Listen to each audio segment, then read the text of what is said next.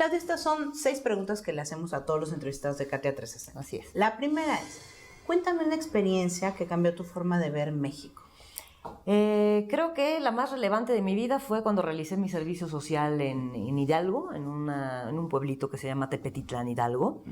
Ahí, si yo fuera hombre, diría, ahí sí me hice hombre, pero en este caso ahí sí me hice mujer, ¿no? Porque tuve que vencer muchos miedos, finalmente tuve que reafirmar el hecho de querer ser médico, de servir a las personas ante circunstancias bastante difíciles, sin recursos, y además romper ciertos paradigmas de las personas que vivían en ese entonces en aquel pueblo, porque inclusive no aceptaban campañas de vacunación, no aceptaban campañas de prevención del cáncer cervicouterino, entonces era como remar contracorriente para promover la salud en una comunidad que no aceptaba, para empezar, el que yo fuera mujer, y menos el hecho de que fuera yo la médica del pueblo, ¿no? Entonces, sí cambió un poco mi percepción, maduré mucho al respecto y creo que fue muy relevante para mi desarrollo profesional, definitivamente.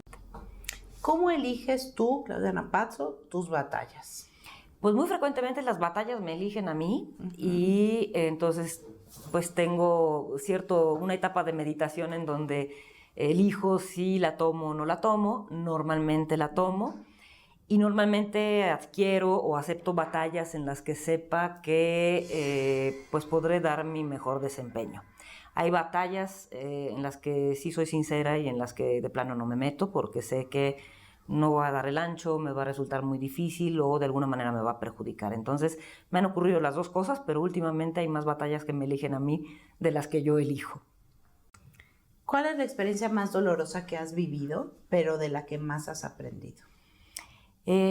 Probablemente el dejar mi país de origen. Yo soy italiana de nacimiento, emigré a México a los 15 años por el trabajo de mi padre y finalmente pues es una edad que, como tú sabrás, a los 15 años está uno bastante consciente, tienes las primeras amistades relevantes de la vida, el primer novio, que sí fue mi caso, y pues el impacto pues de la llegada a México en contra de mi voluntad, porque no venía yo porque quisiera, sino por el trabajo de mi padre, me enfrentó a una cultura completamente diferente, a otro idioma. Yo aprendí a hablar español aquí, y porque Dios fue grande y porque miraba yo mucho la tele, escuchaba la radio y me hice de amigos, así aprendí a hablar español.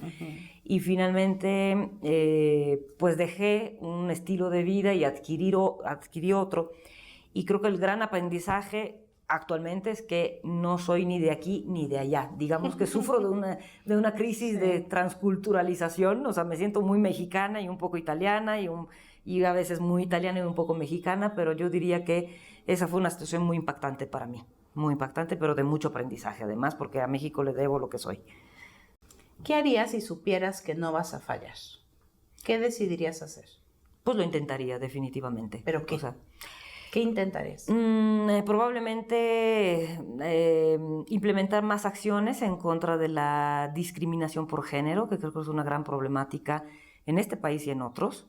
Si supiera que no voy a fallar, pues sí implementaría campañas y sería activista hasta no poder para que hombres y mujeres recibiéramos el mismo trato, para que personas con otra orientación que no fuera la heterosexual, que es la que predomina, también vieran sus derechos de alguna manera validados.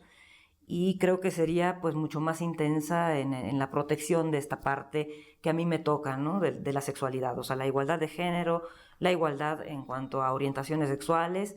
Y bueno, por supuesto, si supiera que voy a ganar, también haría mucho por los niños que no tienen hogar, por niños que están muriendo de hambre, y que es una situación que desde que llegué a México hasta el día de hoy me sorprende y no la tolero y no puedo con eso, ¿no?